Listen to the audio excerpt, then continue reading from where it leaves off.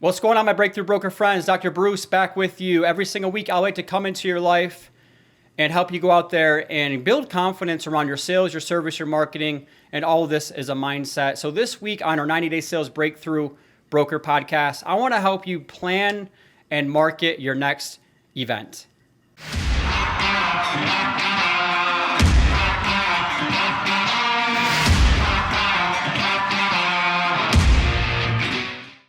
For this week's course, I want to help you break down how to plan and market your next event. I am huge into hosting events. Obviously, I'm huge into attending events, right? Networking events, things like that. Anything outside of the office to go out there and be a person of influence in your community and to your database.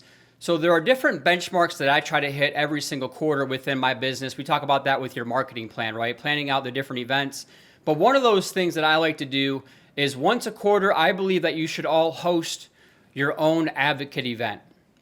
This is where you get to invite your favorite people. Do the things that you enjoy with the people who matter the most. So go out there and really think about what are the upcoming, defining moments or benchmarks or, holidays or things that are going on over the next 90 days, and then host an event around that, okay? So the purpose to me of your advocate events is to just celebrate your client successes, celebrate your own successes, right? At the end of the day, our success is tied to other people's success. And so thanking them, letting them know that they're a part of this journey, that's the quickest way, in my opinion, to create a collective passion, is by going deeper with your current database of people and your top 25 advocates. So every single quarter, I like to do one big, fun, cool event where I literally do invite all of my biggest clients and all of my biggest referral partners and my sphere of influence, or whatever word that you want to use, right? I'm a big believer in having an active database of 100 to 250 active people. And so that's really where I'm inviting these people, okay? So when I'm looking at, number one, planning the event, is I think that we get in our own heads a lot of times when it comes to planning events, who's going to show up, right? All the things that goes into the event. So one of the things that really helps me actually go out and execute the planning of the event is focus on who versus how. And what I mean by this is focus on who can help you plan that event or host that event. So think about the different referral partners that are in your life. We call those connectors. Who are the different connectors within your business who might want to be a part of that event? All right. And then from there, you set the theme.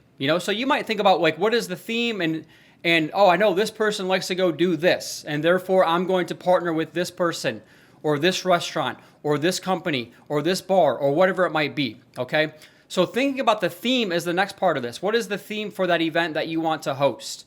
And then setting the date, all right? What's great about the holidays is it kind of forces you to set the date, because otherwise when you plan an event, you push it and you push it and you push it, right? How many of you out there have been talking about doing some type of client appreciation event? I call that an advocate showcase event, where you get to showcase your skills and your talents and your passion and your purpose for why you do what you do. But how many of you have just kept pushing it and pushing it and pushing it, okay? So set the date over the next 90 days. What is the theme? Who are you going to partner with on it? And then from there, who's going to help you go out there and actually perform this event? So I have just a list of check marks that I do when it comes to events. So I have a pre-event checklist.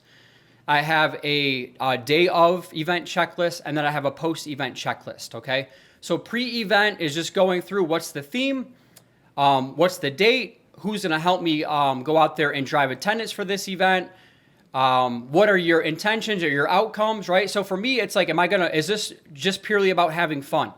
Is this just purely about celebrating my current clients and my past clients? Is this more about driving more leads and more referrals, right, within all that? And then from there, you can just start doing your database blast. We have this going on, so you're gonna have to create a graphic for that. And I know for a lot of you, you have amazing tools around you. For my real estate friends, you have services like Breakthrough Broker that will help you do that have graphics and stuff like that. So making a graphic that you can advertise on your Facebook and advertise on your Instagram and maybe advertise on LinkedIn. And I like to create an Eventbrite page for these events. So these are just different ways that I start to market the event, right? Anything to do with getting the word out about this event that I have going on. I do, every now and then, I do Willy Wonka's golden tickets. So I'll send out a top 25 advocate invite So I did that one time. I hosted an event with my buddy's a drummer of Little Big Town, and he was flying out to Denver. They were playing at Red Rocks, a beautiful amphitheater out there. And so he flew in a day early, and I just did a private event with Hubert Payne, the drummer of Little Big Town, because he wanted to start speaking at that time and start doing some of the things that I was doing. And so now he's doing that. But it was just a private event with him, and then we gave away tickets to the concert afterwards. But I bring all that up because it was a small, intimate venue, and I really just wanted 25 to 50 of my closest friends to come out to that event. And have fun with that event, okay? So when you start thinking about the marketing of your event, just have that checklist. I need to have a graphic. How am I going to promote it? Do I need a one sheet? And focus on who can help you with all those. I don't want you all to be graphic designers or web designers or video editors, right? And all those kinds of things. There are people out there, there are inexpensive services out there that can help you with those types of things, assuming that you don't already have a marketing division within all that. One of the other pre-event checklist items that I do is definitely hire a photographer and or a videographer if you can, okay? The last thing that you want to be doing the day of the event is trying to run around taking pictures with other people, all right? So set the theme, what's the date, who are you partnering with on, what's the purpose of the event, and then from there, you just have these little marketing checklists.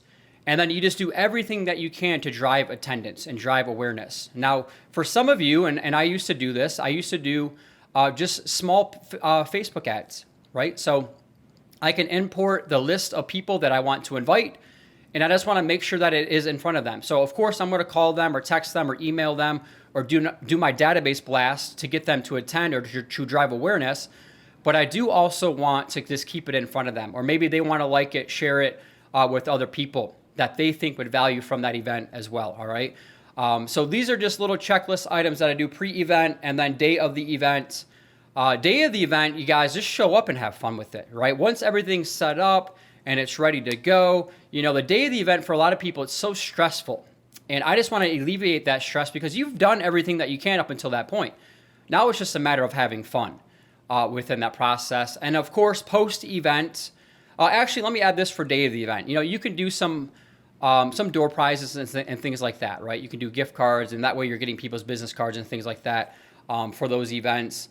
And then post-events is where I see a lot of people drop the ball. Post-event is where you're just, again, it's celebration. It's tagging people through social media. It's maybe doing one last database blast to everybody. Thank you so much for attending. Maybe do a video thanking people, right? Maybe do a follow-up call with your big advocates. Anybody that brought you a referral to that party, making sure that you do a handwritten note thanking them, okay? So my purpose of this video is to get you to take action during the event. But as you can see, there is a lot that goes into planning and coordinating these events. So start small, focus on who versus how you're going to do it, set the theme, and then just have fun with it. Some of my best events have been my most spontaneous events where I'm like, hey, next week I want to do something. And then that something, like Top Golf or whatever it might be, turns into like a big event where I have a bunch of people show up, okay? So some examples of showcase events that I have done and that I have seen other people do. You could do themed giveaways, right? So you could do the pumpkin pie over Thanksgiving. You could do pumpkins, pumpkin patch rides and things like that during October, during Halloween, right? You could do ice cream socials, maybe back to school ice cream socials. There's all different types of things that you could be doing, but I just want to share with you some of the events that I've done and some events that I've heard other people do. So when I lived back in Nashville before I moved to Denver and now out in Scottsdale, we rented out a winery, like a little section. We didn't have to rent it out. We just showed up. And what was great about the winery right outside of Franklin Cool Springs area, beautiful, overlooking, the hills of Tennessee and the sunset going down, is all we had to do is pay for the wine. So that's the other part of this that I think a lot of people get hung up on is the cost of doing these customer appreciation events. I have never spent more than $1,000 on an event that I've hosted. In fact, a lot of times I end up writing checks. I end up writing checks to charities because I've raised money to human trafficking and things like that, causes that I deem worthy, that I'm passionate about.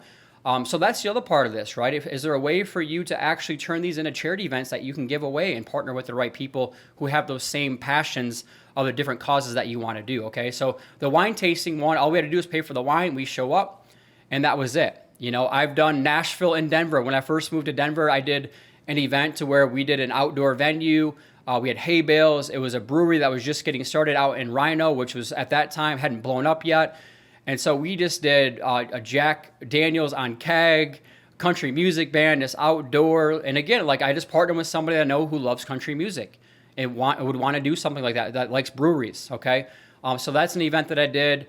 I did an event called Mile High Millions in Real Estate. So maybe some of you are brokerages out there and you want to increase your person of influence score, right? Or your managers, your recruiters, and you want to go out there and get more attention for your business and to grow your team. So I did an event called Mile High Millions in Real Estate, my very first year out there, where I had 5 of the biggest mortgage speakers and 5 of the biggest real estate speakers, Eric Sachs included. And we just did an event, and we had close to 500 people show up at that. And what was cool for me is I emceed the event, but all of these big time people were like, oh my gosh, I can't believe this guy did this event. Where did he come from? We didn't even know who he was a year ago. And he put this together within a month of actually reaching out to me to be a part of that event. And that was the event that I wrote, a $5,000 check to charity. Okay. I've seen people run out movie theaters, so insert whatever your favorite movie is. I know a buddy of mine out of Denver, out of Highlands Ranch, who loves the Marvel movies, and so they used to run out a movie theater every single year, anytime a new Marvel movie would come out, and then that way the family comes and all that kind of stuff. Okay, so there's just so many cool. I did a red carpet rooftop event where it was a young hustler event. It was for all the young professionals, the up and coming young hustlers, the 20 to 30 somethings that are out there as solopreneurs to grow their business. Okay, so there's so many things that you could be doing. But the point here is just pick one event that you want to do over the next 90 days to say thank you. To say thank you to your sphere, to say thank you to your referral partners, to say thank you for all of your advocates and your promoters, and just have fun with it. I am just amazed at how many times I get to show up the day of the event and just have fun. That's why we're all in business, is hopefully to have fun, but also where your clients become friends. And you can literally witness their kids growing up, and you are there for them every step of the way, and you are that trusted advisor for them. So I just want to empower all of you to go out there and plan and market your next advocate event. As always, take action, do big things, and thank you for tuning in.